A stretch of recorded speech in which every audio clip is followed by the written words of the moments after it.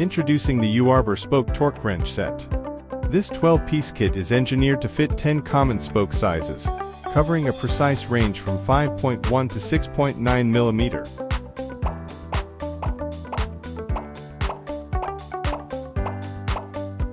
To get started, connect a wrench head to the handle.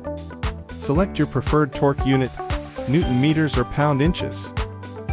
Setting the torque is a simple 3-step process. 1. Slide the lock ring down to unlock. 2. Rotate the handle to your desired value. Here, it's set to 2 Newton meters. 3. Release the lock ring to lock the setting securely. A handy lanyard is also included for easy portability and quick access.